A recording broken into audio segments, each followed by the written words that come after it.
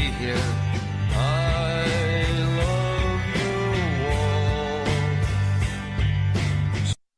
Hello and welcome to the Scannain Podcast, your weekly look at the world of film news, Irish and international. I'm Darren Mooney, and joining me are... Jay. Alex. Ronan. And Grace. And we're going to talk about the usual. We're going to talk about the top 10, the new releases, and the weekend film news, but we're going to open with what we normally do. So what have you watched this week, Alex? It started at the weekend at about, I think, 11:30 at night when I went to a screening of Heat in the Lighthouse, which was surprisingly sold out. Were we everyone there? I didn't realize. Well, I was there. Okay. I was there.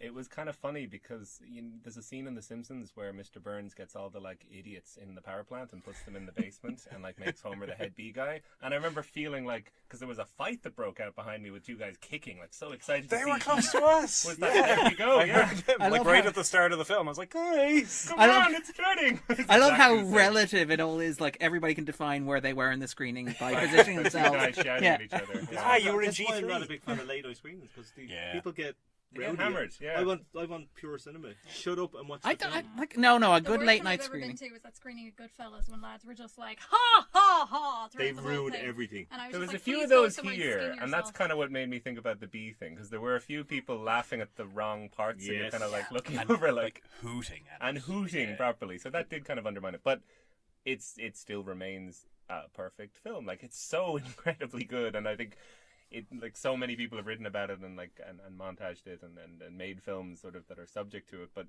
it still remains its own really enveloping thing. I was going along thinking I'm going to fall asleep in this, and then right away you're just gripping the sides of the cinema seat, enraptured by it.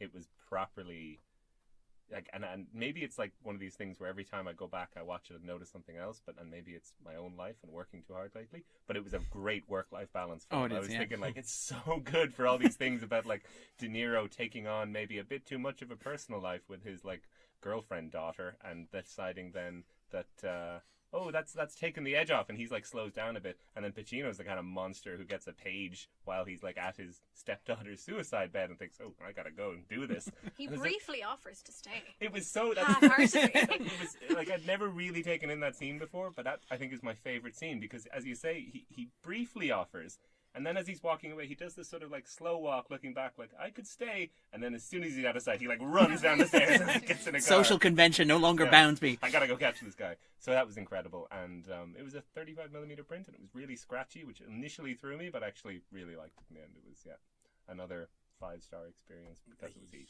The audio quality of it is amazing. Mm-hmm. Yeah. It's so loud. The and gunshots extremely everywhere. I theatrical had my cinematic fingers experience. in my ears for that whole Yeah. shootout, and for the end with the planes. So it's too much for me. I'm sorry, I'm so Pretty old. incredible. Yeah. So that was incredible, and then just because I know it's not going to be in the cinema for very much longer, last night I went to go see Spider-Man Into the Spider-Verse again. That may be in the top 10.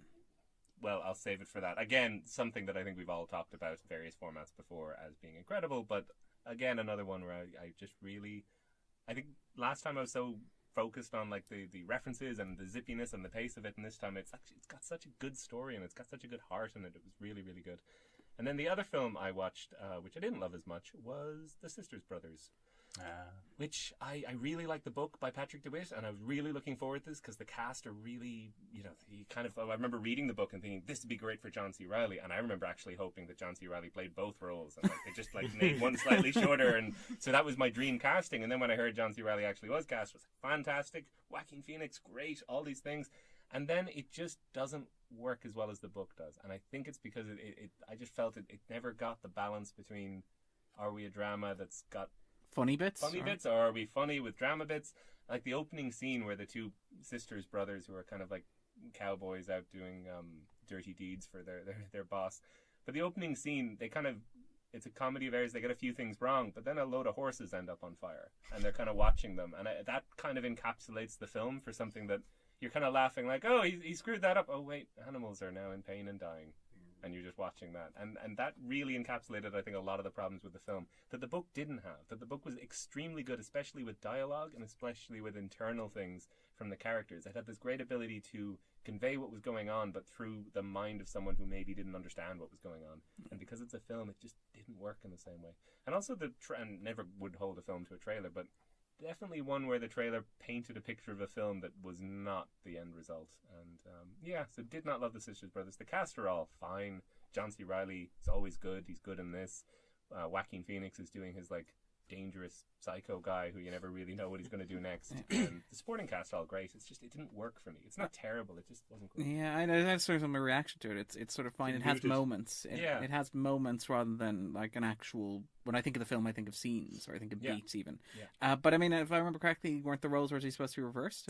I think so. Yeah, and it's interesting because that's, you know, I remember reading the book and thinking John C. Reilly could do both these, so I didn't know when they announced which one he'd be playing, and then I remember reading that, that might have been it, that they swapped them around. I think that's not really the issue. Those actors could swap and it would be the same film with the same issues and all the same problems, so I just wouldn't recommend. All right then. Ronan, what have you watched this week? I saw Heat as well, of course, which I like a lot. Shall we have a heated discussion? No, not really. I like it a lot. It's an awful lot of fun. Evenly balanced for once in terms of love. No. Muted praise. Muted. Dislike. Muted. I think Pacino is just hoo-ahing his way around the place, and that is part of the fun, but I think it completely imbalances the film, and I cannot stand like 90s Pacino onwards. But it's a blast. I did have a lot of fun with it. I liked it a lot more than the last time I saw it. There was like a screening of it in New York recently for the 20-year anniversary, and Pacino said, like, they told me I was playing a cocaine addict and then cut the scenes where I was doing cocaine. Yeah. Poor Al.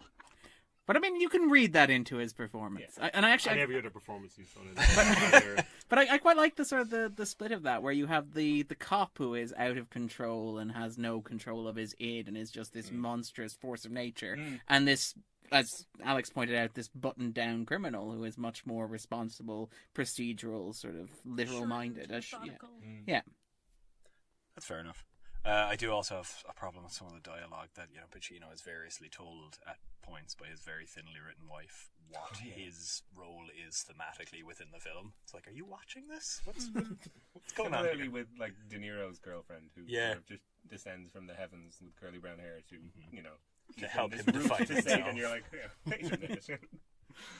I caught a couple of things on 35mm this week. Monkey Shines was on the Lighthouse as part of the Dublin Film Fest's David Shire season. This was a blast, and I was immediately struck through it by how much of a movie that Darren would enjoy this is. I don't know if you've seen it. No. You would love it. You would love it so much. I'm repeatedly watching the film. I could imagine you describing it to me. Fantastic. Yeah, you'd love it. Watch it immediately. Okay. It's nuts. It's a sort of star athlete who has an accident, becomes a paraplegic, and is given a helper monkey who goes slightly mad because he's been injected with dissolved human brains by the athlete's crazy scientist friend who has not slept enough at all. It's so fun. I'm on board.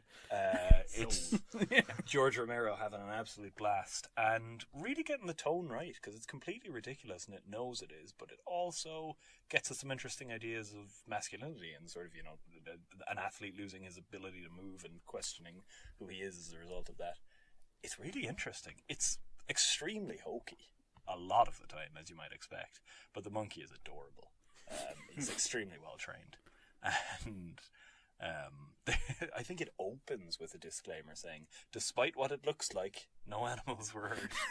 Because the monkey, it's a starring role. He does a lot. Best supporting monkey. Yeah. Watch out, Clyde. Supporting monkey. It's a great category. Yeah. Get that category in now. I demand it. So it's really forget your best popular film. Yeah. As part of the same season, they also showed The Taking of Pelham 1, 2, 3, the original. Because the other one doesn't exist. The other one has Travolta in it. Late Travolta as well. Late Travolta. Is there any other coin? The pure, uncut Travolta.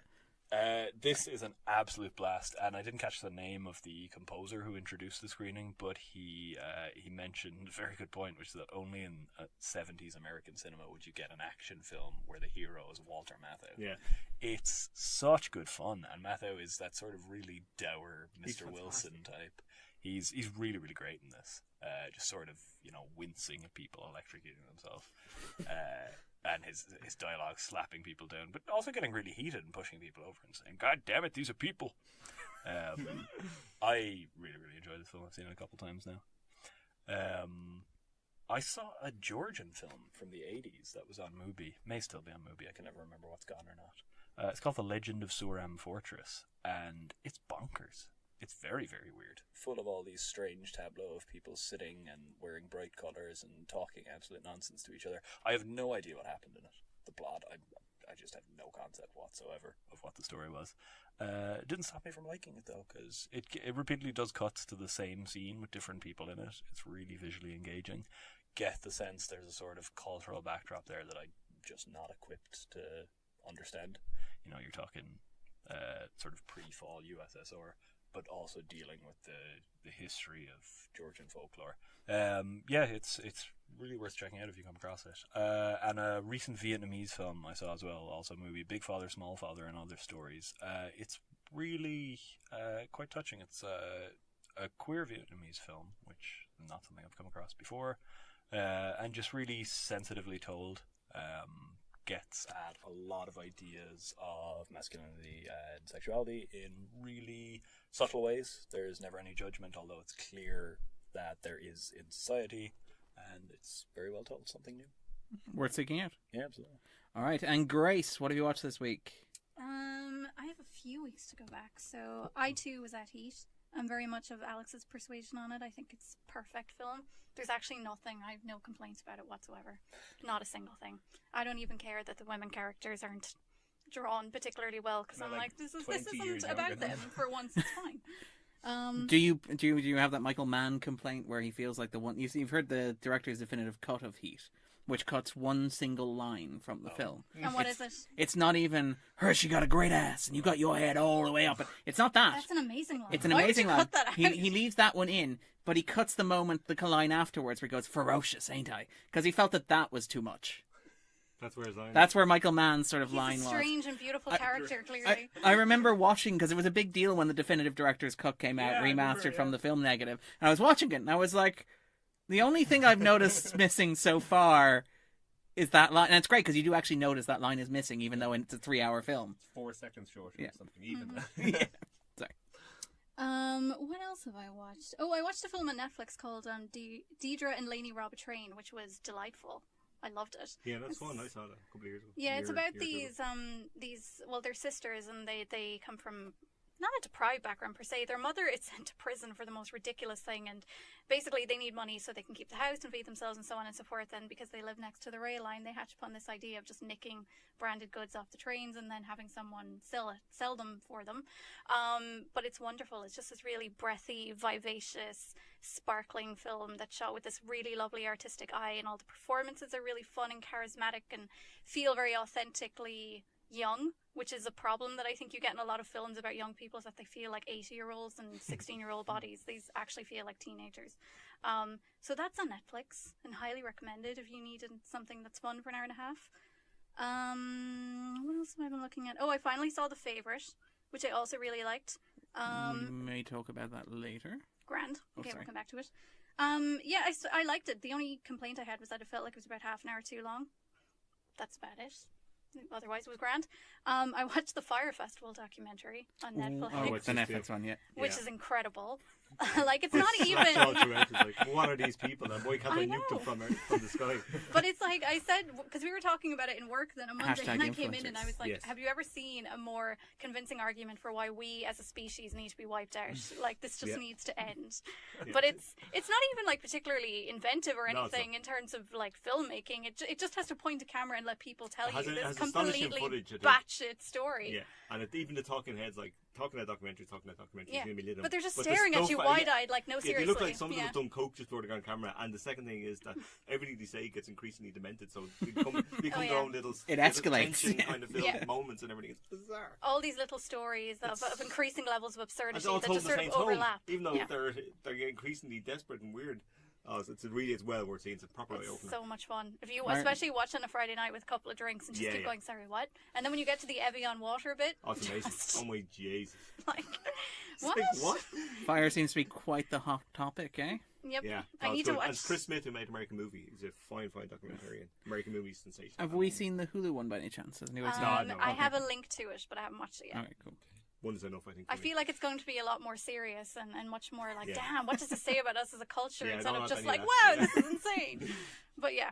Then what else did I watch? I watched Home again last Saturday, which was incredibly boring and deeply uninteresting. What is that? Refresh my Save memory on yourself. this one. I've seen You this. don't even remember. Yeah, I don't even know I'm what it is. familiar It's with it. familiar to me. It is. It's so it's directed by Nancy Meyer's daughter, Hallie. Oh, Reese Witherspoon! And Reese Witherspoon is in Oh, it. yeah, in the and house. it's I remember just that now, yeah. it's just so dull. Like, I've never seen a Never film heard of that it. has no idea what its story is. And quite It's so where she terrible has like manner. 3 millennial asexual Dudes, yeah, boyfriends. just, like, move It's into her very house for no strange. apparent Yeah. reason. It's like you have one who gets to be the parent to her kid. You have the other one who she kind of almost has sex with, but doesn't, even though that would be fine if she did. Yeah. It's a very weird. Oh, Michael Sheen is the husband, isn't he? Yeah. Yeah.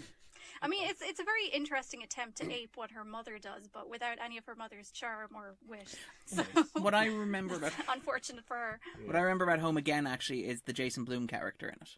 The sheer I remember the Jason Blum the character. snobbery, the look down its nose, because it's very much again, it's a Myers film. She shares her mother's sort of interest in old Hollywood, where there's a room that's full of like old junk, but is actually just like needs to be priceless appreciated. This is the artifacts. screenplay to Casablanca. Yeah, and the young person's like, "What's Casablanca?" And then they sit down and watch it and are moved by it. But no, it's actually one of the young 3 asexual boyfriends who sort of appreciates how wonderful this is. But it's got this character in there who is basically Jason Blum. He's a horror movie director, a horror movie producer, and he's coming in and he's talking about how he wants to do this big thing, and it's crazy and it's insane. And the movie's obviously meant to have you look at him and go, well, this is what modern movie making is. It's like the scene from the end of The Holiday where Eli Wallach stands up as sort of in the role of of old Hollywood, and basically says, movies these days are all CGI and action scenes. What happened to a good conversation? But like this, you have Bloom basically ruining Hollywood at the same time he was releasing Get Out. And I remember feeling like the movie had no idea where it was actually punching, apart from shaking its fist at the But sky. it just doesn't know what it's about. Because Yeah. I'm just like, what was your storyline here? Woman moves random lads into home. Like, where were you going from Into there? guest house. Like, I'm kind of Because, of I'm course, getting it's a weirdly Myers film. intrigued by this now. The more you go on about it, But it the sounds thing is, like, really odd. if you watch it, you're gonna forget it. Like, Yeah. almost as quick. Yeah. I would have forgotten that I even watched it if it didn't come up here in my letterboxd. Yeah, But- yeah. So that was disappointing because I really like Nancy Myers, but her talents are not hereditary, it would seem. Then yes, on Sunday I saw Mary Queen of Scots, even, which I loved. Which we may talk about later. Excellent. Then I You will clear in return. the top 10. I know, blazing Sorry. through it. I'm so You're on caught up. fire this week. Stop it. Jay, what have you watched this week? Okay. The first one I watched is Cleo Bernard's Dark River, which I'd missed a couple of years back with Ruth Wilson. And it's interesting. It's in that kind of weird little north of England farming subgenre, which God's Own Country, and I think was it The Leveling as well. I think was the film that kind of it's all these kind of films that And kind Beast, of kind of. existed. These and Beast. Yeah. So it's one of those kind of ones where Ruth Wilson plays this daughter who comes home to a farm that she hasn't been to in a long time. Her brother's there. Her father has passed away, who was played by Sean Bean. Of course, he is because he's dead. He's dead. He's dead Um, before the movie begins, which is and then you get that's very flashbacks, and efficient. it's quite miserable in the kind of north of England type of way of just trauma from before, blah blah. Which it's done really well. Ruth Wilson's very very good. I didn't quite catch the guy's name who plays her brother, who's good also, but she kind of steals the film. It's quite bleak. It's really well shot and restrained for the most part, but it kind of shoots a dog in the last act. Not literally, more metaphorically. It kind of overdoes it. Really overdoes it. Yeah. That's this whole sequence. They go, no, why'd you choose that? No, don't do that. Get away from that. Oh no, it's doing all the thing. It's not a good idea. It doesn't work, and it's a pity because rigid control up to then, really smart decisions made, and then. I was disappointed to miss it because Barnard is terrific. The Yeah. Selfish Giant and The Arbor, especially. I've only seen Selfish Giant, and I really liked it. The I haven't Arbor seen will The Arbor, blow but- you away. Yeah, that's all I've heard. But this is 2/3 of a really good film. If you can know the last third, it's worth seeing. I'll watch the first 2. Yes, indeed. I'm not sure as Beautiful Boy made the top 10. I do not believe so. So let us talk But about then, Beautiful bad films Boy. make top 10, so that doesn't mean anything really. Yep, you let can us stop talk- scrolling when you get to 1. I think we're safe. I think we're safe. Let's talk about Beautiful Boy Beautiful then. Boy, which Darren memorably last week kind of went I in. pitched you on. Pitch it, And it worked. I pitched it well because I'm the kind of idiot that goes, right, I'll buy that, and I bought that, and I wish I hadn't. And you know what the best part of this is? Jay texts me afterwards describing a scene that Yes. I had forgotten to put in my pitch because my pitch contained Yeah. so much craziness All right. that there was just stuff bursting out Darren's the side. kind of described what happened in the last week. I won't go into detail, but Chalamet's the son. Nick Stick Rath's Scheif, is it? Yeah, is the Stick father. Rath's the dad, and Amy Ryan God help Is the her, ex-wife. ex-wife. Who is the only character here who hasn't written a memoir and Yes. so gets They- the role of the yeah, awful human yes, being. yes, yes. And so Chalamet is a drug addict, and he has this circular relapse recovery thing going on. That's essentially the film in plot terms. That's fine. We've seen them all before, but there's good ways of doing this. This is not that way. This is incredible. The script is appalling. Unbelievably clunky, shouty, Oscar baiting awfulness. Steve Carell. I don't know how to help him. This could be a kind of a spin-off prequel as the Brick Tamlin story from Anchorman. That's how he took crystal meth that one time, and it really messed him up. And that's exactly it. There's so many bad directorial choices in this film that I don't even know where to begin, and it's so overwrought and hysterical. And then that's all fine. Like you can almost get away with that if you're telling an interesting enough story. But it's the things, and this is what we're talking about. Darren's right about the moral panic thing. It's absurd, absolutely absurd. The computer screens, the music, the doctor visits. I've heard about drugs. Timothy Hutton. I've heard about drugs, but it sounds to me like crystal meth is the worst one. Yeah. Where do you get them drugs? Then he goes buying drugs. Oh my Jesus! But Timothy Hutton, what's on fire? The amygdala. Yeah, the amygdala is screaming. And it cuts to the picture. And it's like red circles. That's amazing. And then while the ominous synth is playing in the background, and we're cross-cutting. The worst part is, right? The worst part is, this is the worst. It's the complete point where you realise. It's brilliant. It's transcendental. Chalamet's gone missing again. So Carell's wandering around this giant house. In massive comfort because they're rich, and rich people get so many chances, particularly rich white people. But he wanders into the son's bedroom, Chalamet's bedroom, and picks up a notebook, like a kind of scribbled on diary type thing, and he goes through it, and themes jump out at you. How can I stop? Will I take drugs? Did I take drugs? Will I take drugs? Why do I take drugs? Of the story. But with like illustrations, it has like little monsters in ink. It's like little shapes and black shapes with mouths and teeth reaching out, and the writing gets progressively like deteriorating, like his mental state. And do you know when I got to the point where I was sitting there watching it, and I actually said it out loud because I was watching it on my own. The words that came out of me was like, turn another page. I want to see another page. I want to see all of this. I want screenshots of every page in it. It does. He turns, and it gets progressively worse because you can tell that, like, Chalamet's character, obviously, once he decided he was doing this project, he was like, I will never write this while I'm sober or in withdrawal. I'm just going to write it when I get progressively higher. For the script. For the script's purposes. And all that, right? You can even ignore all of that. Except, right? And all that's fine and fun and weird and bad and all that kind of stuff. But they're moralising at the end. The moralising of the thing was like, drugs have taken over this country, but there's just like 3 or 4 lords at the end, right? Yeah. At the end. And the bit is like, but that's even the worst part. The worst part's like, but there are people out there helping. You can get help, you have drug addicts.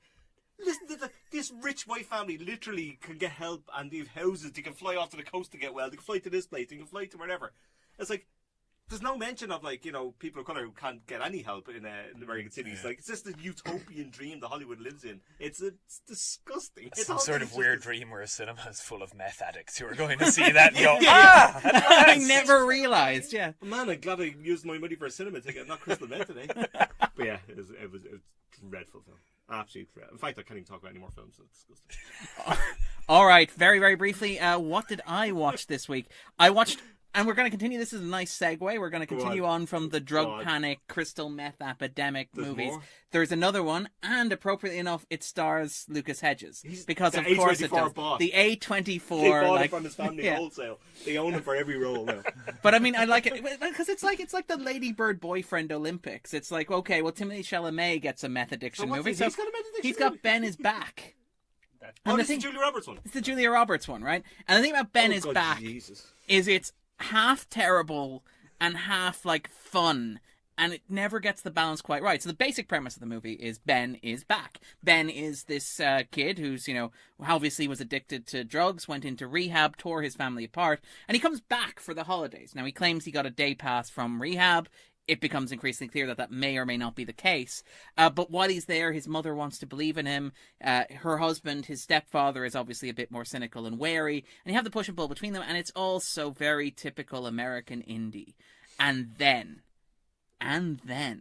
they go to a Christmas Carol service, they come back, and they discover somebody's broken into the house. Not only is somebody broken into the house, somebody has kidnapped their beloved dog. And it's somebody from Ben's past. Somebody from Ben's past has kidnapped his dog in order to send him a message, which leads to a weird buddy comedy situation where Julia Roberts and Lucas Hedges have to take this trip into darkness in small town America in order to recover a beloved family pet on Christmas Eve. No. It's amazing. The only problem is it takes half an hour. Watch this. What are you doing to me? The only problem is it takes half an hour to get there. And that half an hour is so painfully earnest and wrought. But there's moments where it's Julia Roberts is doing a stakeout outside a meth den as a suburban mom. That sort of thing. And Lucas Hedges is going in and it's is he going to get high? Is she going to have to improvise a way to get him out before he gets high? And it's wonderfully trashy. But the problem is the film doesn't want to be trashy. It wants to be issue-driven and earnest and sincere. And it wants to do that beautiful boy thing where it's take a look at, have you thought about drug addiction and how terrible it is? Whereas the movie works best when it's hey, one of his old friends kidnapped a dog and we now got to track across town and throw ourselves into it. And it's kind of fun. That part of it's fun. You're not quite selling as no, much as the other one, but just to point out before we go any further that there's a film called Krisha made by Trey Edward Schultz, who before he made It Comes Alone or whatever it was. It Comes at Night. It Comes at Night. The first one we made. It's 80 minutes long. It's about a woman returning with addiction issues to a Thanksgiving house, kind of Thanksgiving family thing. And it is brilliant about addiction, and brilliant as a horror story of family and people in the same house. It's great. And I absolutely kind of recommend like Rachel getting married a few years ago. Yeah, that was also good. That was sort of similar. A woman comes back and from rehab. I like that too as well, actually. All right, and then otherwise, the only other thing I saw this week was Instant Family, which will be out soon, so we'll talk about that in a bit more depth. But I will say that it contains... Its best moment and its worst moment are barely half a second apart. Its best moment comes when in the foster care services where Mark Wahlberg and Rose Byrne are planning to adopt a child. I saw a trailer for this. For reasons... I just realised I know which one you mean. Yeah, so it's about these two people who are professionals who flip houses and decide that they want to have a child. And they decide for reasons that are ambiguous at best and downright amoral at worst. Basically, Rose Byrne's sister's getting pregnant and she decides, hey, I can bypass all that by fostering a child.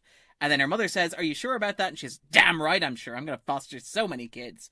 But anyway, that movie's best moment and its worst moment come in the meeting at the foster care services with Tig Notaro and Octavia Spencer playing Karen and Sharon. And in those, there's a character who stands up and declares with no hint of irony that basically what she wants to do is the plot of The Blind Side. She wants to find a big African-American kid, adopt him, take him to a sports scholarship, and basically care for him and love him in a way that, other people can't. And there's a moment where the film seems very self-aware of this, pointing to Octavia Spencer's reaction to this. And that's kind of brilliant because it feels very, almost self-aware for this sort of film. Yeah. Then half a second later, Rose Byrne says, that's just like The Blind Side. And they spend a solid 30 seconds explaining to the audience what so the blind... have the confidence in the thing. In the joke. Yeah, and it's just terrible, and it's awful, and it's kind of the hallmark of, what bad studio-driven comedy is. Besides the Mark Wahlberg. Yeah. Yeah, well, I mean... it's not wall-to-Wahlberg laughs, I'm afraid, unfortunately. All right, but yeah, so, I mean, it's strange because, that's a very topical joke. What with Green Book being an Oscar nominee, which provides a nice segue into the news. Big news this week, and that was a groan of pain, I think, from one side of the table. Why is it so long? All of these weeks, all of these Oscar news. Oh, don't worry. When will it end? Ronan, this isn't even the only time we're going to talk about Bohemian Rhapsody this podcast. Yes, it is. Okay, so, Oscar Can we contextualize all future discussions of Bohemian Rhapsody by being like, hey, have you read that Atlantic piece yet? Are you suitably horrified? Did you know Bryan Singer is a piece of shit? Every time somebody mentions this in the office canteen, I'm going to be like, fun fact about Bryan Singer, paedophile. Yeah. Let's have a chat and just ruin their buzz. Even more than I already do. So yeah, in case people are looking for context, The Atlantic published an article today. Singer had been expecting something, I think, from Esquire, but The Atlantic published stories of 4 previously. And, remarkable for the fact that I think, was it Rami Malek said he'd never heard any of this? Of course. 20 years ago. I'd heard about this. When I was at pupil. No one in Navan, yeah. Like my before mother knew I about had, this. film Twitter or even Yeah, the yeah. internet. I'm sure I'd heard about it. I heard this, but I remember at pupil being made. This came out. Exactly. Well, no, it was the lawsuit during that. Yeah. And I mean that the story covers that. I would wholeheartedly recommend reading it. It's not an easy read, but it's a necessary read. But the thing is that so and again, this is even if Rami Malek didn't know, this is why you have an agent. But anyway, literally so your family members, friends, people, literally anyone Anybody. with an internet connection. yeah. If you've ever Googled Bryan Bryan Singer, Singer, I'm yeah. sure this is going Yeah, to come like up. when I take a job, I Google the company I work for. I imagine, due diligences are there. Yeah. But anyway, so Oscar nominees. We should say Bryan Singer has issued a defense where he said that this story is essentially a homophobic hit job, which is a perfect description for Bohemian Rhapsody. Ooh. Nice, yeah. I mean, that was the same approach that Kevin Spacey used as well, actually. Yeah. These people Before are trash. we And got it didn't work for him either. before- so- before we got the film of the year. the in character, I didn't do amazing. it, but I did the do it. weirdest It's thing the I've weirdest ever- thing I've ever I'd like seen. to imagine his lawyer like hearing this and being like, "What? What? What did he do?" Yeah. So you're sure we can't put the Netflix ident at the front, no? But anyway, so Oscar nominees. Yes. And the sort of the cacophony around those. How are we feeling about them, people? Terrific. I couldn't be happier. All my favourites up there. Free Solo is nominated. That's literally the only thing I care The about. documentary category is very strong, and they generally do well. The documentary people generally pick pretty good documentaries. I felt the Yeah. animated features were also Yeah. accurate. Yeah. Solid. To what the ones I liked this year.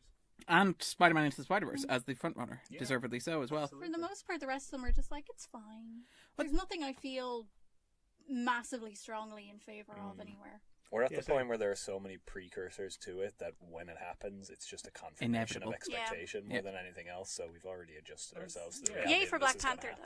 though. I was going to say that, Yeah. like, I wouldn't, none of the best picture, I don't like really any of them, but I kind of I'm like kind of the that. same, actually. I but kind of like that some of them are there. Like, Yeah. I don't. Black Yeah. Klansman's not Spike Lee's best, but yeah, Yeah, it's yeah. great. Yeah. And he's true. finally getting a Best Director nominee. Yeah, There's just none that you feel like going, this is the one I want to No, win. same. Like, I feel Actually, really strongly about. You're just like, The only one where I was like, and I do like it, and I realize a lot of people hate this, and I remember talking to you about it when we saw it in the film festival last year, was First Reformed and Paul Schrader getting a nomination. I really loved First Reformed. Yeah. His and- first Oscar nomination, surprisingly. I know. And so he I immediately was- issued a statement essentially saying the Academy is trash. The and I don't Academy can go care." fuck itself, but thank you. Yeah. Is the basic also the subtext one of where he was just like, oh, the doorbell rang, so this interview's over.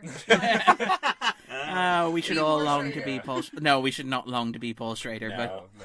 But I that was one where I was like, actually, yeah, that's good. Hawks should have got a nomination. should have, He really yeah, should I- have. I- He I- deserved Instead one, of Christian absolutely. Bale and his, is it Yeah. a fat suit or is it not a fat It's suit? not a fat suit. He ate his way around America. There's a lot of You should makeup stop. there, though. I think You should even stop. though- Somebody Very should stop him, dangerous. I'm please. worried for him. I don't. well, he care. has We should stop acting. stopped. He says he's going to stop yo-yo acting, which I guess is the Daniel Day-Lewis, the Christian Bale equivalent of the Daniel Day-Lewis sort of retiring. Going to stop acting. Yeah, I'm going to stop acting in inverted commas. What can he do I- without props, though? Can he actually act? He's great. Like he was great Can he? in American Psycho, and that had no props. And No, no props sort of- were the muscle. There was that Oh, business yeah. card. Yeah, I would I say feel it like is he props. peaked when he played Fuckboy Laurie in Little Women. Is Timothy Chalamet playing that role in the new one? Oh, Very yeah. good. Of cast. course he is. I'm so excited. But okay, I'll go to bat for the Oscar nominees. I actually like with two very glaring exceptions in the Best Picture race, which are Green Book and Bohemian Rhapsody, both of which should I fall think off a most cliff. people are happy, could accept it, even if they didn't do Yeah. much for you. Like, Yeah. No, but Bar those two. I'm not even. The general. I'm not Yeah. even just accepting them. I am like genuinely happy about them. You're looking at a black and white Spanish and Stop, Mex-Tech it's movie a Netflix that $1 billion push that that- got it there, and From Quaron. Academy darling Quaron. Quaron is a fanboy, Yeah, an Oscar fanboy. yeah, Like, I mean, multiple no nominee, matter yeah. what he makes, they'll give him Oscar nominations. That's pretty on good. a streaming service that you can watch anywhere that is Yeah, but accessible to that's what we pay 137 for. million people. It's not free. They're not giving No, it to you. okay, We pay but- for it. I can't believe it's only taken them how many years to be like, wow, Netflix, that's a thing. Well, they're still not. I mean, No, like no, the no. reason, the only reason it's not the certified frontrunner is because of that. And It's can I because just it's only. point out that Private Life is miles better than Roma and didn't get a look in. And you know why? Yeah. Because Netflix didn't put 50 million behind the Oscar push for it. So, there we go. Okay, I will stand for Roma. But I mean, just in general, in terms of like representing diversity and diverse point of views, like stuff like Black Klansman, as you pointed out, Yeah, Black I agree, Panther, Black Panther. Black see- Panzer? Black Panzer. That's the Both of the black the films. crossover that you want I right want now. the Panzer Yeah. Division. Yeah. No, But I mean, let's not do even that. say the best director pool, right? Which obviously didn't feature any women, and it's absurd. Well, they You've wouldn't, only though, 5 because they women. don't. Okay, Yeah. but only We 5. got our one Greta Gerwig. I mean, what? We'll fill up for a decade. You'll get the 22nd century, you'll get another one. What the hell are you complaining about? Labour But- 2040. Woo! But yeah, I mean, and that is an issue, and that needs to be fixed, and that's something that can be brought attention to. But the issue is that like this is a result of like a massive systemic change. The best director pool contains precisely one white American dude, and that's the guy who directed Step Brothers. They said no to Peter Farrelly, despite the fact they love Green Book. They said no to Bradley Cooper, despite the fact that he was on the charm I offensive think in a Cooper's 70s a auteur. fuck you, personally, because I don't think he's particularly well liked. It's I quite think poor if direction. Bryan Singer had kept the thing down and turned up for work, he would have been nominated for Best Director. Probably. No yeah. doubt. I But feel it- a little Just bad as a- for Bradley Cooper. But He's done okay. I've You're, some with still- people you're say, looking at a best director list though that includes like a Polish auteur, a Mexican auteur, I know, listen, Spike Lee's fine. first Yeah, nominee, Spike which is Lee far is too doing late. it. Yeah, you know, I Look how agree. great Spike Lee we is going to are. get the Departed nod now, which is essentially, And I here's a agree- great body of work. Here's something. And I agree not that quite it's long top tier. overdue, but the fact that it's happening is surely good. The I'm fact not saying it's not Okay. good. I'm I just think I not patting agree, them on like- the back for something you should be doing automatically. Yeah. It's You don't very get praise for it. Like, self-congratulatory. yeah, it is. Yeah. That's exactly. And Look it's at us. very consistent with the Oscars to like sort of point to the like conclude these things and be like, look at us being woke, but at the same time not getting the films right. Generally, Yeah. people Hashtag like is lit. it's very, it's good, and for the on the whole, great. Yeah. But at the same time, they're not quite there yet. No, they're and not there They yet. haven't picked the films that probably should be included in some of these. And they've made a bit of a fuss as well, saying that this is the first time in history that all 4 acting categories include LGBT portrayals, and I think 8 of the 20 nominations are for LGBTQ characters, Yeah. which is great, except the fact that one of them is Bryan and Alex. Horrible. And I haven't seen Green Book, but I've heard that's a highly problematic portrayal Yeah. of sexuality too. Yeah, among many Many problems. Green Book gonna win like a lot of things. Well, that's the issue. This is the thing with Green Book. It only has 5 nominations, but it has an editing nomination, which is normally a good sort of prelude to Best Picture. Like, if you were to go by the editing nominees, that gives you As a Star Is Born, it gives you Vice, and it gives you Green Book as possible winners. Which Speaking is of The Departed, though, I have a sneaky feeling on Lee and Black Klansman. well, the rumor is He'll get one. I there's, think he'll get one. there's a very Yeah, I think so. there's a very and imagine this on Oscar night. There's a very high probability of Best Picture Green Book, Best Director Spike Lee. Oh, and this I is wanna like see that, speech. that would be Like, something. reverse it. And yeah, that's so like they can have it in the order. But yeah, no, I mean, obviously more to do, but I think that, like, generally speaking, it's this year is the year that it's sort of like the Academy's at push towards broadening its pool of members. I think it's fair, but Last year I want to see felt what a bit happens in more 10 like years' that in time. some ways to me. And this year just feels dull. All right. Yeah, I And as I always say, it's like it's a fucking Oscars. Like, I mean, come on, they're Yeah. always like this. Why do we care? Can we say the We're the Independent bigger Spirit ages for Awards sitting have here a great, talking about great it. nominations. Only- Independent Spirit's Best Director and Best Pictures are great. They're all going to go home to their But they didn't mansions ignore with you, their never really champagne did and it, talk yeah. about how brilliant they all are. Hmm. What did Okay. they It's care okay, about Grace. us? and our plight. I will say also that I quite enjoy the fact that the Oscar Best Picture list this year includes films people have seen, which I'm very happy about. Yeah, that's true. One of those is unfortunately Bohemian Rhapsody, so Also, if we cut that one. Element, we've got to be very happy. Oh yeah, 10 10 nominees. 10 nominations for the It's favourite. probably not going to win many, but it's still pretty good. Like. Yeah. And including 2 in the Best Supporting Actor category as well. I quite like that Yeah. sort of attempted. I would consider that category fraud, but I quite admire But that. it's been going on forever. Like. Yeah, no, I know. Like, So, you know. you're talking about, like, was it Kate Winslet for Best Supporting Actor for The Reader and Yeah. Best Actor for Revolutionary Road, and 1 Best Actress for The Reader because the Academy voters saw through it. Yeah. But also Olivia Colman is Best Actress in that film. That's Yeah. a trilogy. Like I would almost reverse that the way the other 2 were. Like, Yeah. Rachel she's Weisz the is the supporting yeah. actor in my head, and Rachel Weisz in my mind is the lead. That's what I Yeah. would have In thought that. as well. Yeah. Yeah. Anyway. I also want Olivia to win, so. Oh, absolutely. Oh, Great to yeah. see. Yeah, but yeah. So yeah, no, and again, a wonderful sort of day for the Irish as well. We got some nominees in the shorts categories as Yeah, well, live including the action, controversial, animated yes, short. Quite controversial, actually. Very It's kind of controversial. slowing up See the last the couple note of days. that James Bulger's mother put up. No, it about didn't. She had a whole petition apparently that a ton of people signed to get it taken out of Oh, contention. okay, Jesus. Well, This was when it was on the shortlist. I think it was a Yeah. mistake to obviously Not consulting Do the not family, consult making the something family. like that That is seems- outrageous, that especially seems- when you yeah, go on to it make absolutely what does. I have I to mean, say it- is not a very good film. They've, quite apart from sort of moral implications of it, it's not not good. No, No, it's okay. not. I mean, in any situation that would be grim, but in the particular context of that Yeah. case, which is I horrifying. think there's a space to do something around that area, particularly around kids being on trial and for an adult crime, essentially, and things. There is something you can do around that, but you have to be extremely careful. You have and to be- that's maybe not the case you want to go with. You have to have No, talent you and probably- tact. Yeah, neither you of which really this film do, has. and you got to have permission as well. In my opinion, is something that rot. All right, then. So let's move away from the award ceremony and towards the other big thing that is happening in February, March, which is the Dublin International Film Festival, or the Virgin Media Dublin International Film Festival, which announced its... Vim. Just rolls off the tongue. Yeah. It's like something for Twin Peaks, It's isn't Jack Lemmon in the odd couple. But no.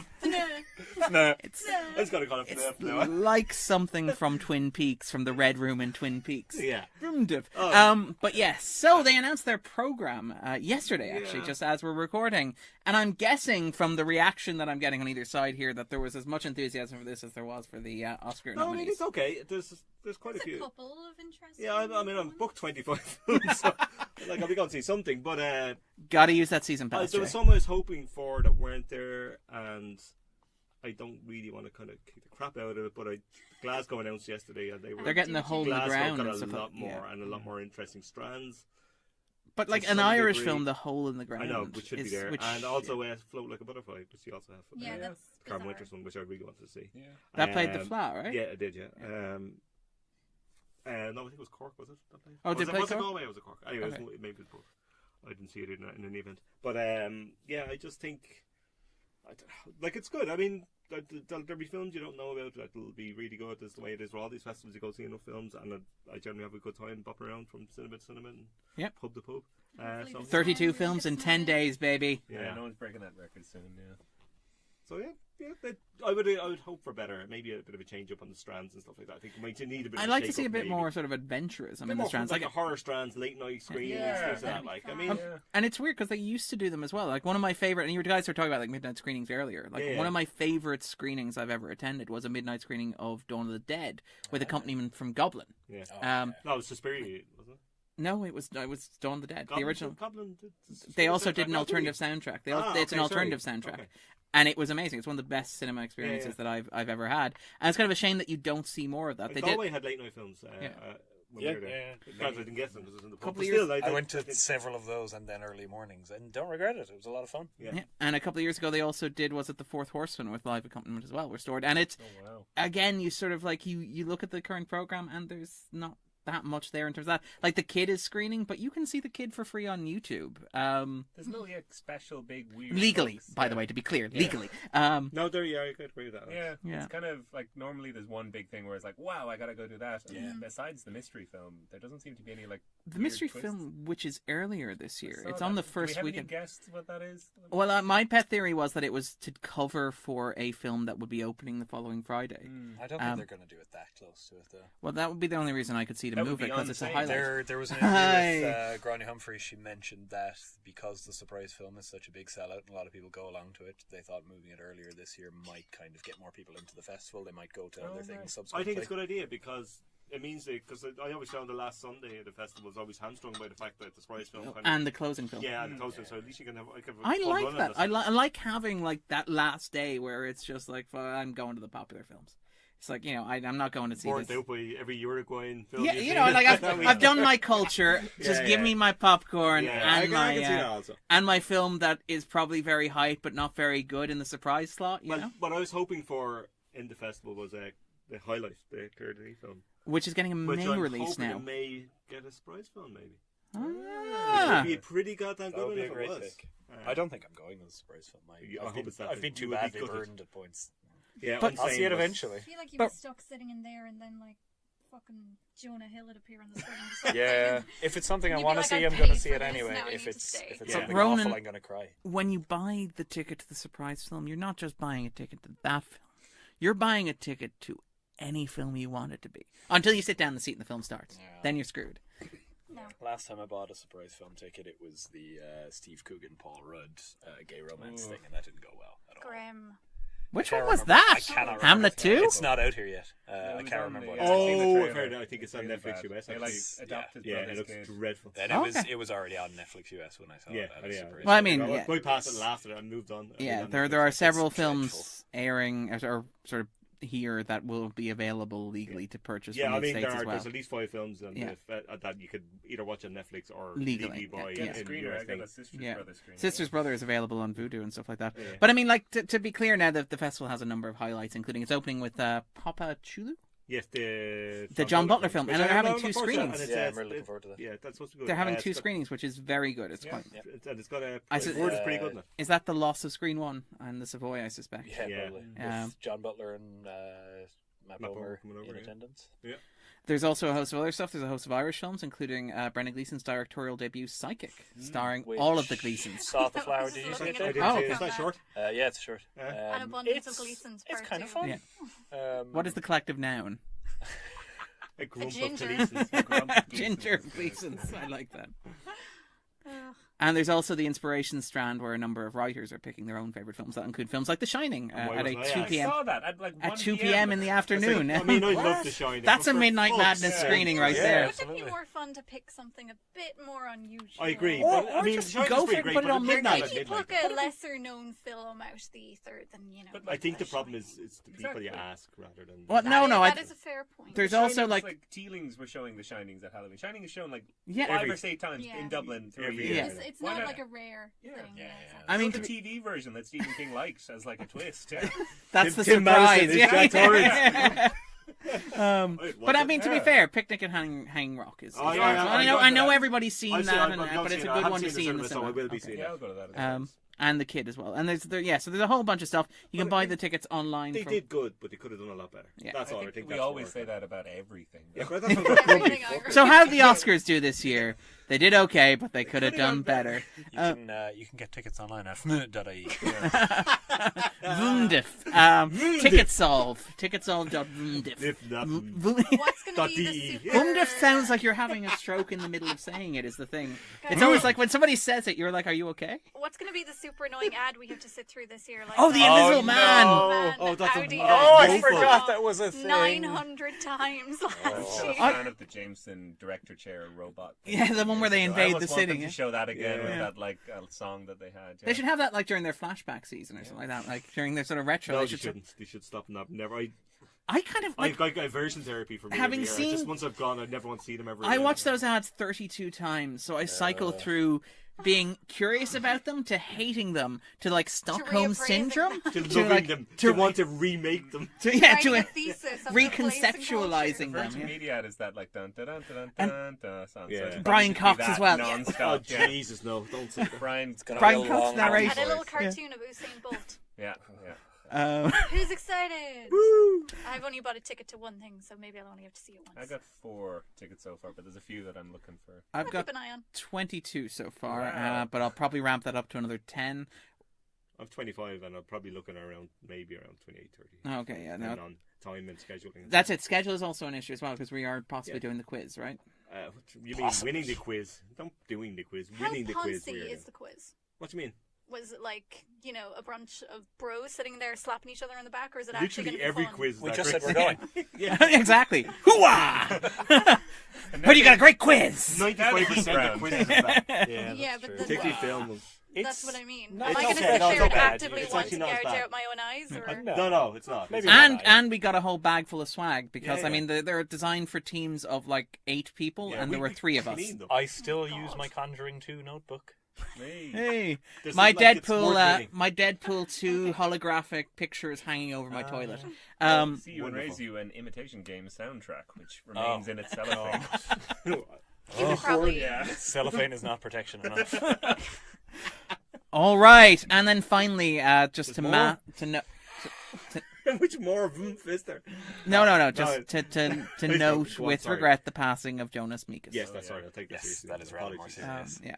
Yeah. He passed away 2 days ago, I believe. Not sure actually. I know it was announced today. 96 years old. Yeah, which is Um, remarkable. Quite a career in life. And it's one of those great things where somebody of that vintage dies. You get all of these stories shared online. Yeah. Sort of the great things they did that you never knew about. A lot of excerpts of his writing down through the years, just, tearing strips out of film distributors for not giving films their due. It seems to have been a really vibrant personality.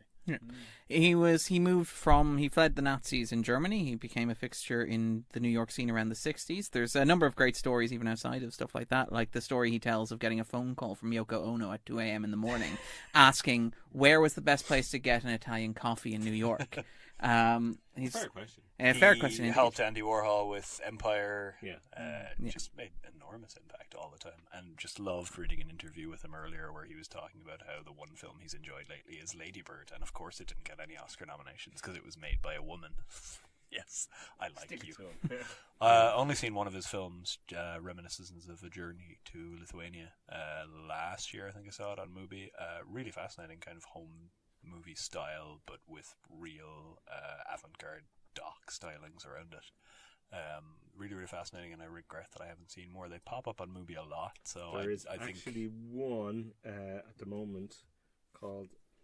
As I was moving ahead, occasionally I saw Brief Glimpses of Beauty. That's the one, yeah. Seen that 288 It's not minutes. brief. 218. long. Yeah. But are the glances of beauty brief? Is the question. But the thing is, it's only just been added, so you've 28 days. There on you Movie go. France to, That's you can 10 put it into 5 10 chunks. minutes It's like a a day. reverse Ronan, yeah. I Yeah. saw it in the cinema in New York Did years you? ago. Good? And it is It's like it the is Jordan good. says It was at a just certain kind of similar to you in the Jameson ads or the film ads. There was a point where I'm walking out, and then a point like, oh no, maybe I'm not. Maybe I love this. And then, no, I hate this. And then at the end, like, no, I love it. This was great. But it's one of those things you'd like to do. 288 minutes or something. Yeah, exactly. I'll try to watch it. It's definitely, you have to be in the right mood. It's very interesting. It's a lot of like his home movie stuff. A lot of interesting things. It's actually very, and we were talking about this earlier, kind of like earlier Malick, but not like not complete, like interesting combination of like sort of montagey stuff, and particularly the way he gets certain shots around family stuff. Anyway, I would recommend it. It's quite the undertaking. I'm probably going to try watch it because regrettably I haven't seen any of them, so it'd be good to get one in. Start with a 5-hour and work from there. I would be very Work surprised backwards. if Mubi in one territory or another doesn't do a retrospective. I know that Yeah. you seem to do it a lot, so yeah, I'll be keeping an eye out. Yeah. God bless VPNs. Anyway, All right, let's move on to everybody's favorite part of the show. It's the top 10. yes. At number 10, possibly the last time that we'll talk about it until it wins the Best Picture we Oscar. could not talk about it. It is We could- Bohemian number 9. Rhapsody. It'll be back It's in. trash. It'll be back in top 10. It's again, awful. probably. Yeah, it's making a fortune and everybody's talking about Cost it. 50 million as well, so it's made Pure money, despite the fact everybody thought it was dead on They'd arrival. make a sequel if they could. They're making. Oh, well, they're they making the will. Elton John Elton one. John Like, one I was mean, like a sequel, essentially, yeah, it's from the same half director. And I mean, don't Or get uncredited Dexter Fletcher. Although, having seen the film, you would not want to be credited on that, No. really, would you? Just take the check. But yeah, so he's doing Elton John. Great, Duncan can't wait. Jones is taking meetings on doing a David Bowie film. Yeah, Wow. this I is think the he's future. very firmly telling Oh, me he's things to where go they can away. go. Yeah. Please don't make that. I don't ever want to see that. At number 9, there's a lot of buzz around this. It's Bumblebee. You've made that joke every week. I have feel like you made that joke every feel like you week, have. every single week. Oh yeah, nothing. It's a consistent, Darren. transformative experience. Stop is what it. This one is. Stop. Oh. What? Oh, This one gets from 0 to 80s in 60 seconds. I'm leaving. That's it. Okay, I'll reach fine. But yeah, so Bumblebee, which is the best of the Transformers films, and somehow the lowest grossing as well. At number 8, Alex, you saw this one, Spider-Man Into the Spider-Verse. Just so good. You know, I think I saw it before Christmas in that sort of rush of like seeing a lot of films, and it really stood out to me. And I remember thinking, I hope I can go back to that and work out it is actually as good as I hoped it was. Like I got the feeling it's just so fast, it's so colorful, Yes. it's so creative. It balances. It feels like a comic book movie in an era of like non-stop comic book movies, and just immediately makes, when you watch other sort of Marvel films, it does kind of make them feel bland and very sort of staid and very by the numbers. And you realize what an interesting medium comics are by watching a film like that and thinking like, yeah, especially I think in one of my favorite scenes is when, you know, the older Peter Parker comes from another universe and he's tied up, and Miles is sort of asking him and theorizing all the potential things, and sort of says, have you come from another universe and you were the Spider-Man there? And essentially explains everything, and the guy's like, yeah. And then they just move on, and I remember thinking, that's fantastic, great. And then like the voice cast as well, and there were a lot of little roles that I hadn't fully noticed the first time I watched it. I recognized voices Yeah. like Lily Tomlin as As Aunt Aunt May. May. And thinking like that works so well, and it's not showy. Like even Yeah. the showier ones like Nicolas Cage as Spider-Noir, they're part of it. They're not the only thing. Like John Mulaney as Spider-Ham, it works. It doesn't distract from the other elements. You can jump right back into a really sad, emotional moment that really lands, and then jump back to John Mulaney as Spider-Ham. Or you can have a moment that really lands with John Mulaney Yeah. as Spider-Ham. Yeah. There's the moment where he's the one who explains the hardest part of the job, and it's like, oh. Yeah, I was worried it was going to be just a mess, and it would be one that, you know, it looked great, but it was always going to be this like great animation, but yeah, not great. But no, it was really, really good. Astounding. And it's interesting enough, given that this is a movie nominally aimed at kids, how much more ambitious it is than the Marvel films that you mentioned. It's a film that assumes the audience is literate in the conventions of the stories that it's telling, and so is able to use those to like skip and bypass. You have a villain origin story for Kingpin that plays out in 13 seconds without dialogue. Yeah. That's how much it trusts its audience. It's remarkable. Only a lot of Hollywood films trust their audience that much. There's a great bit where he's talking, Peter Parker, the older one, is talking about breaking in and stealing the head scientist's computer, and he Miles corrects him and sort of is like, actually, it's a her. I saw a documentary about her, and he's like, step 4, I'm going to reassess my gender personal biases. Yeah. But that's in the middle. That's in the middle of a sequence where he's talking about where like you have the big earnest. Well, if we use the collider, it could destroy the entire city, Mr. Kingpin. Yeah. And it's like, oh, don't pay attention to this. This is just standard Spider-Man stakes. Yeah. He's going to say in a moment, you have 24 hours, and then it cuts him going, you have 24 hours. Yeah. It's just so great. It just assumes, it assumes things. It gets the knowledge. Yeah, it understands how the story works and knows that you know how the story works as well. At number 7, Wreck-It Ralph 2. Ralph Breaks the Internet, which doesn't. And it's not very good, unfortunately. But, doesn't matter. Disney own everything, and they would kill you if you say anything bad about it anyway. So sorry, Disney. So, if Jay doesn't show up on next week's podcast... you know why. He's dead, yeah. Big Disney got hold of me. Shouldn't they have gotten you by now? Yeah. The mouse is already at your home waiting.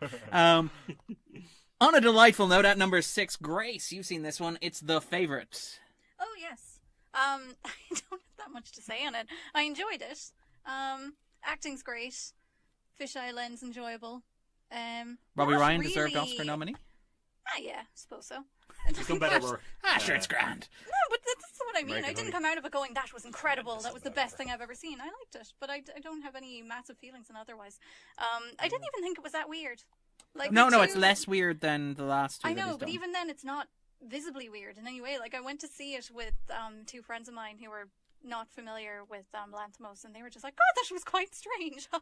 And I was like, yeah, that's really not compared to some of the other stuff that he's done. This is his mainstream effort, and I kind of like that. I like that there's a Best Picture nominee that includes the line, I love it when she sticks her tongue inside me. Yeah. Like, I mean, without breaking a sweat. Like, I kind of love that people, again, this is the Best Picture race where everybody downplays how weird a selection that movie is. Last year, as I said, like, was it the one where the guy entered into grinding a Nemo relationship with his girlfriend who poisoned him, or the one about the woman having sex with a fish? Like, we're getting there. Every year there's something like, all right, every year. It's not the thing. It's the getting closer. The thing about even things like The Shape of Water, which has exactly those things, but it also has old Hollywood spectacle and knows exactly what audience is playing to. So. And it feels really interesting that this is the way that these things get in. Like, The Favourite is very odd, but it is a costume drama. Yeah. Exactly. It is, people may have seen trailers and posters where they thought, oh, that looks like, a nice that looks like Mary Queen of Scots. We like English films and big houses. Yeah. And then they get there and they go, oh, okay. Yeah. But I feel like that's a great way to deliver weirdness to people, because you get people to try stuff they wouldn't do. Well, that's it. I just wish the film was good. It's very good. The script is crazy. No, I think it is too long, though. I was definitely ready for it to end about half an hour before it did. It's either that or a film we'll be discussing later is my favourite Best Picture nominee, but we'll come back to that. I'm having a very hard time deciding between that and Black Klansman. I like Black Klansman. And I don't say it's best film. And it's not a great year. I feel like he should get an Oscar just for enduring that post-screening Q&A that we all saw. That was just awful. God, yeah. Like, well done. Here's your award. All right. Speaking of the Oscars, at number 5, it could be worse. It's The Upside. Yeah. This is like, you can imagine. Money. And it's making money. Box office hero, Kevin Hart. It's very popular with audiences despite its reviews. Somebody in work saw it and then said it was great, and I just kind of nodded and smiled. On the list, yeah. It is demanding in that way, though, It is a film that, had Harvey Weinstein not been exposed as the monster that we all sort of kind of suspect he was, it would be a Best Picture frontrunner, which is really depressing. Yikes. Yeah. But instead we got Green Book. The Oscars being super, moving forward. I didn't say super moving forward. I said moving forward. Like, in another year, it would be this and Green Book. Now we just have Green Book and Bohemian Rhapsody. So, next year they might. Next year we have one problem. Yeah, that's it. We fashion it off as we gradually go. This yeah. You whittle. It's like methadone for those sorts of voters. You off. At number 4, Mary Poppins Returns. I have not seen this I yet. haven't seen I'm it. too loyal to the I haven't first. seen either Mary Poppins. Yep. It's Watch the first. I don't. Neither have I. I don't want to though. Oh, Nothing it's about so it looks good. interesting. it is really very lovely. good. I will get to it They eventually. I was sing going to get to it and this it's Christmas and I cutesy didn't. and it's English and I just don't want to. Maybe next year. Who knows? Mary Poppins Returns is fine, perfectly adequate. It would work very well for Socialist Jay. It would actually. It's a very socialist film. Saving Mr. Banks, but not with a bailout. At number 3, it's Stan and Ollie. Yes, I really like this. I want to go see this. Weirdly, looking at, I've seen like I think 9 or 10 films this year. Like I've seen a couple in December that were from 2019, and this is number 1 so far. I had a favourite on various other ones. Like, You're on 9 or 10 already. It's the 24th. Yeah, but I'm there's on Netflix 23. ones and stuff like that in there. Yeah, you're insane. What? One of them was Instant Family, Ronan. I've watched 23 films in total this year. I thought I was doing well. You watched 23 films from this year. But to be fair, you did skip out on our new film day, but we'll talk about that in a little while. So sorry. I At think I'm number at 22. I'm not doing too badly. Go Grace. Go Grace. Woo. Pretty good. This one's And- not having a life. It's great. One of those 22, I suspect, was our number 2, Mary, no comma, Queen of Scots. Yes, it was. This is the last film I watched actually. And yeah, I loved it. I thought it was incredible. I was engrossed from the very first scene. I know that everyone, well, not everyone, I've heard some people complaining about the way it's staged and how it's very play-esque and theatrical. That works for me. Like, when you're talking about this level of history that's been obsessed over for so long and a story that's iconic for all the wrong reasons and just the sheer ridiculousness of the way royal sagas back in the day played out, that level of theatricality and sort of po-faced back and forth, I think works for it. And I like that it just sort of gives a stage to 2 really good actresses to just talk. Not necessarily at each other, but with each other in mind for about 2 hours. It was sort of studious and a bit of a slow burn, and that just really worked for me. So, yeah, I liked it a lot. I was less of a fan of it. And it was a shame because I was really looking forward to it because I was a big fan of, those Elizabeth movies from the 90s. Oh yeah. I have not seen them, but I know of them. Kate Blanchett, they're the other side of this, and I quite enjoyed those, so I was kind of disappointed. And at number 1, shattering all expectations, causing a great deal of pain to reviewers. Yeah. Oh, fine, it's Glass. Oh, I thought you were going to say Green Book. That would You have. make glass puns. Oh, sorry. You're just immune to I it. just I do not. tune them out, exactly. Oh, fine, it's Glass. What- M. You Night know Glass was Shyamalan. out yet? What do we think of Glass? I haven't seen it. I haven't seen it yet Okay. either. You haven't seen it? I know. What? You've seen 23 films from this year. And one of them isn't That's Glass. not possible. We'll get to that in a moment. Oh, okay. I haven't seen this either. I'm not going to see it. I was probably will half see it. tempted, but I didn't I like won't see Split it. much. I I am a The little reviews bit are of a being pretty Shyamalan savage. apologist. I'm not. So. Graham liked this at Scannain, so I'm gonna give it a go. The Happening is so bad that it's brilliant. Yeah. The I would watch The Happening over and over Yes, again. the bit where the guy lies down in front of his Stop. lawn. No, Stop. oh no, it's Just one of the stop. it's Gotti The style moment, like the moment where Mark Wahlberg negotiates with a plant, Is the Happening and it's like he's basically finally on Bird screen. Box? Yeah. What? OG Bird Box. Because I saw somebody write that in Letterboxd. They were like, "This is The Happening. Why are you people sleeping on The Happening?" And I was like, "Is that Beer what is The a Happening much is about?" better filmmaker in terms of nuts and bolts. sudden panic whip pans to a weird doll on a perfectly made bed. Oh, it's great. Yeah. All right then. So let's move on to talking about the new releases this week. Yes. All right. So first up, Bergman: A Year in the Life. I presume this is Ingmar. It is documentary indeed about- Journeying Through 1957, 57, yeah. which is the year that he Almost quite a released year. Wild Strawberries and also The Seventh Seal. Imagine doing both of those In one a year. year. That's pretty incredible. Spielberg did Schindler's List and Jurassic Park back to back. Yeah. I'm just saying. Also out this week, it's Destroyer. I Nicole want to Kidman. see this. I've but heard I can't. this looks interesting. Yeah. Yeah, very I mixed can't things. tell from the trailer whether it's going to be intense or colossally terrible. Yeah. It has that real like sort of. And the reviews are it's pretty divisive. Yeah. Quite a few people like it. Quite a few people think it's awful. Maybe I'm- it depends on how far you're willing to go to take Kidman seriously under her weird rubber. I'm firmly in the like camp. Sorry, it's weird. Well, she's playing Mick Jagger. It's like she modeled Oh, the. she is. And sort of That, walking like- along with the weird. No, but Ruined she it has for me. she has. say that. What? You know didn't get No, that? I didn't. It's like with the lip and the I like the didn't see anything. I've only prosthetics seen and the the poster. haircut. Do you not get it from the haircut and the face? No. Is it a remake of Performance? I'd watch that. Oh, geez. Now I'm wondering if I can pitch this to Ronan. I quite like Please don't. Destroyer. I really quite like Destroyer. It's very much a performance piece. It helps that Kasuma can direct, so you get a number of nice little sequences in there. In particular, a robbery sequence in the middle. It's very well put together. But it's Kidman's show through and through. The script is solid. It understands the genre conventions with which it's playing, and I'm sort of susceptible to those. I like my sun-drenched noir. The third act has a fairly sizable problem where it tries to do something that it isn't. I was going to say smart enough to do, but that sounds mean. That it hasn't properly grounded itself to accomplish. Is probably the best way to describe it. It overextends itself, which is a shame because it works really well as sort of a performance-driven piece of work. I think I'm probably going to get to it. I really like the invitation, so I'm going to cut her a bit of slack on it. I'll go give her the positive Ditto. kind of hope for it. We'll see. Ronan, I'm fairly sure I can sell you on this one. Oh God. Okay. A Dog's Way Home. Oh, it's old. Yeah. There we go. In which a dog travels 400 miles in search of her owner. A good girl. Good girl. Apologies. You got to question your gender assumptions there. But yeah, starring Edward James Olmos as well. What? Ashley Judd, Alexandra Shipp. Yep, come on. Can I ask Alright. a question?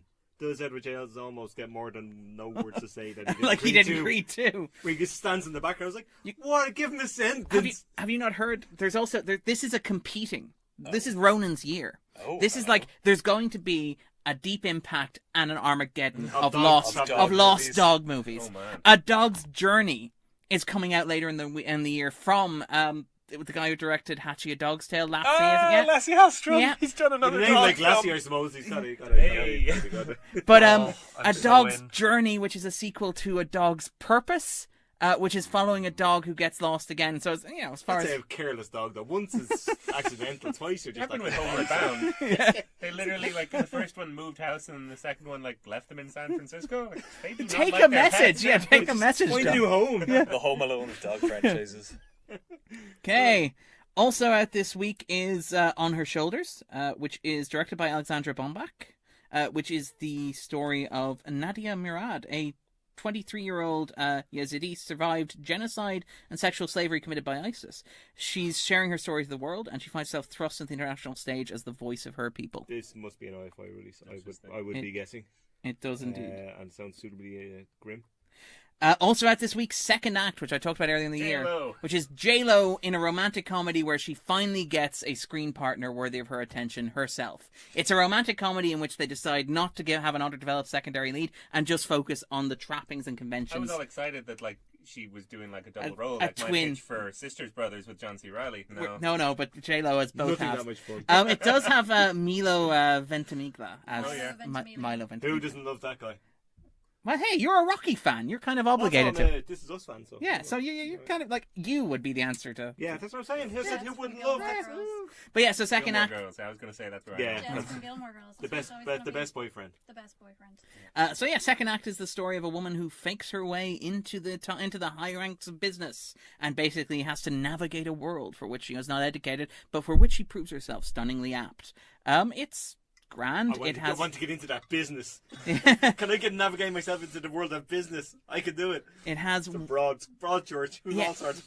but Welcome it to is. business. You're in business. This induction. It's- We have buildings. But it's Sure, it's very much, yeah, it's the millennial romantic comedy. It's the romantic comedy for people who don't have time for love in their lives. So you get the shopping montage, you get the really nice apartment, like a you get the shopping montage transformation. after the film. I do. Yeah, no, Partial to that, this like. is not a Like complaint. that story about John Krasinski watching The Devil Wears Prada and going, that's my favourite. With all the outfits. Also out this week, and I'm not sure I can do enough justice to this, The Mule. This is one of the strangest films I've seen, and I've watched John Travolta in Gotti, ladies and gentlemen. And I enjoyed kind of the mini meme that's already sprung up from it. I kind of like this. It's breaking Can I just Grandad. say, if you're saying I kind of like this in that tone, means what I'm actually No hearing one else is here this will is like kind of it. terrible, but I kind of like I'm this. on board with this. But it's not what that's It's saying. though. kind of, yeah. Yeah, okay, Okay, just so so- yeah. just so So we're clear. let's get all this out. All right, come on. Let me It hear is meandering. it is unfocused. Its racial politics are at best glib. From the writer of Gran Torino, yeah. I should say. And the Republican National Convention. Yes. It is Clint Eastwood directing himself in the role of the oldest drug mule ever to work for the cartel. It's got a really strange through line where it's very focused on how much time young people spend staring at their phones. There is a moment... And those youngins. There's a moment early in the film where playing a character who is repeatedly likened to Jimmy Stewart. Clint Eastwood walks into a flower selling convention for daylilies, takes a look at a man who's hawking his Amazon but for flowers, takes a look at the computer and goes, the internet, who needs that? And then continues walking. And then it smash cuts to him bankrupt 5 years later. Yeah. It is a movie where it's hard to tell exactly how seriously it's taking its sort of portrayal of masculinity. This is a film where Clint Eastwood has not one, but two separate threesomes with women who are old enough to be his granddaughters. I feel like you're burying the lead a little bit. Really? Oh, it gets better. One of Clint those... Eastwood is 88. One of those is interrupted so he can wander outside and offer life advice to the son of a Mexican cartel leader. But notably, not to the women who should clearly be making better decisions about their lives. It's astonishing. It's kind of like he's everybody's grandpa. He sits down, Not everybody's grandpa, Not apparently. everyone. but he sits down with the Mexican drug cartel and says, like, honestly, looking at this guy in this palatial mansion with this gigantic pool party he's been having where people are having random threesomes, and says to the guy, you gotta find something you love and do it. I know you. He also then sits down with Bradley Cooper's grizzled law enforcement agent who is also trying to hunt him down and has coffee, at which point he offers, you gotta remember anniversaries. Women love that shit. And it's kind of amazing. It's hard to resist because it's played so ridiculously over the top. There's an extended sequence I think I'm going to resist this. in which, like, the drug cartel, who are growing increasingly suspicious of this elderly mule, place an eavesdropping device in his car so they can track him across the country and follow his routes. At which point he spends the entire journey singing Dean Martin's Ain't That a Kick in the Head, which we keep cutting back to the Mexican assassins in the back seat of the car behind him, singing along with him to the music. There's a moment where a cartel member is asked to kill him brutally, and he gets on his phone to his handler and says, oh, come on, he seems cool.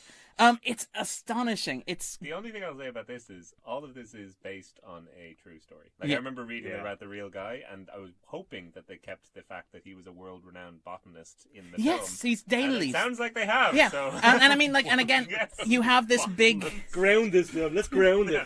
But you have this, like, Clint Eastwood study of masculinity going on there, where, like, a lot of this is, like, the film is very clear that Earl is not, like, a nice guy or a specimen. A lot of time is spent on how, like, the central theme of the movie is that he lost his family because he spent too much time on the road. With and flowers. I'm about to say, and watching the mule, you get the sense the mule's, like, moral argument is not that drug running is bad, it's that spending time away from your family is the real crime. Which is an interesting perspective, to say the least.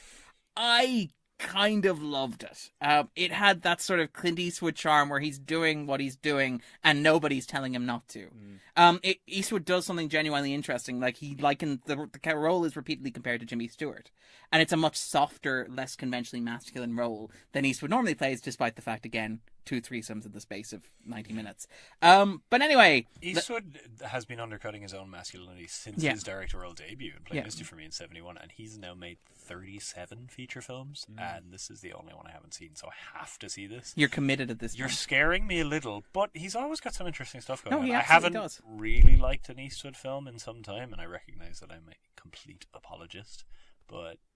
Ronan, don't apologize.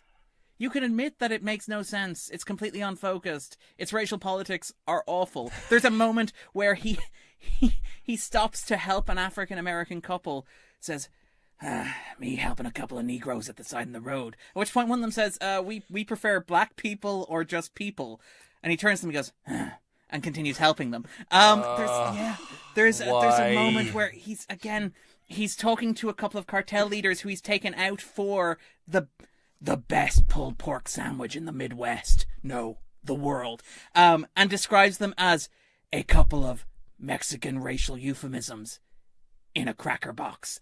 And it's it's all over the place. There's a moment where he uses defensive racism, where some Mexican cartel leader is like, which person told you this information you shouldn't have? And he responds, you all look the same to me. And you're like, well, he's trying to protect the guy he cares about, but he's also being horribly racist. Yeah. It's weird because that was very much the case in Gran Torino too, and it's done Yeah. with such awareness. He knows this is like. Yeah. No, it's smirking. The film is incredibly smirking, particularly in that scene with where he's helping the two African American couple. Like the way it's edited to give you that at the end is like, well, you know, I'm aware of the fact I shouldn't be using these words, but what are you gonna do? I'm Clint Eastwood, which is a little frustrating. But yeah, so it's a push and pull. And then finally, my favorite film of the week is Vice. Oh yeah. Which is out this week. I will probably see this. I've heard a lot of very mixed things. Oh, it's completely all over the shop. It is the second worst reviewed Best Picture nominee of the past 10 years. Can we guess what the worst one is? Is it Bohemian Rhapsody? It's Bohemian Rhapsody. It should be Darkest Hour. But yeah, 64% on Rotten Tomatoes. Massively polarizing film. Yeah, I mean, everybody is complaining about the Oscar picks this year. It's like, you passed the threshold of Darkest Hour. The thing is, for the last 2 years running, my pick for the worst film of the year has been nominated for Best Picture. I'm You a need to great see Oscar worse- indicator. Yeah. You need the to see- bellwether over here. You need to see more terrible films. No, you don't. No, You don't. Are you telling me You there was a don't. worse film last year than Bohemian Rhapsody? Because do not try me. You didn't watch Gotti. I'm sure Gotti is probably It's better. much better. I haven't seen Gotti Bohemian seems Rhapsody. fun. Yeah. Gotti is fantastic. Even with the dead child thing, Gotti seems fun. That's But why Alex, Gotti is fun. he was Yeah. only 12 years old. He didn't have a hair on his prick. What? He says that. Oh, he says that. No, that was not me ad-libbing. That was like, just to be clear. Just to be Just clear, to be clear on my views on such matters. Darren would like to apologise if he offended. Watch this film? Gotti is amazing. Gotti I is- won't have a bad word said about it, except all the bad words. But yeah. Because he says all the bad words. But Vice is anyway. Vice is out this week. I really Yes. liked Vice. It's a fascinating study of power, the pursuit of power, or the politics of power as politics unto themselves, which I quite enjoyed. It draws a nice causal line between the Bush administration and the Trump administration, which is something that tends to be obscured when you get lovely memes of George Bush trying to put on a rain mac and how adorable he is. It's not Ellen obscure or for me. It's something, not. yeah. I can assure you that. No, He I paints, Jay. yeah. He hands sweets over at funerals. Fuck him. Yeah, but it does a lot of the hard work in drawing a connective line between that cultural moment and this, which is something that tends to be at least in the mainstream That's why I'm media. kind of interested in Yeah. it, and I kind of like The Big Short. It's just I'm hearing a lot of not so great things. Oh yeah, no, it's like it's The Big Short. It's nothing. The Big Short was at least interesting in how it was constructed and how it told the story. Yeah. This What? I thought it was Oh, like okay, as sorry. you know. But in terms of this is very much the same sort of thing. Now, I absolutely loved it. I thought it was fantastic. I thought it was very clever. Really liked the cast as well. But I'll admit that it's not like The Big Short was pushing McKay outside his comfort zone. This is very much in the same comfort zone as The Big Short. Okay. All right, then. So that about wraps it up. But if people are looking for a bit more Alex, a bit more Jay, a bit more Ronan, a bit more Grace in their lives, where can they find you guys? Well, I finally rounded up the gang, and we're doing more episodes for When Irish Eyes Are Watching, the podcast. So if you Google that, I'm sure there'll be new episodes, possibly even next week. At Jake on Twitter, I'm doing nothing else. Find me on Twitter at Baron Ronan. You can find me on Letterboxd at Pixie Grace. You can find me on Twitter at Darren_Mooney. I also host a podcast called The 250. Last week we talked about Spider-Man Into the Spider-Verse. This week we're talking about Roma with Anya O'Connor. Next week we'll be talking about The Green Book with Viggo Mortensen. That's in the 250. That's Viggo in the... Mortensen's coming No, over Vig- first.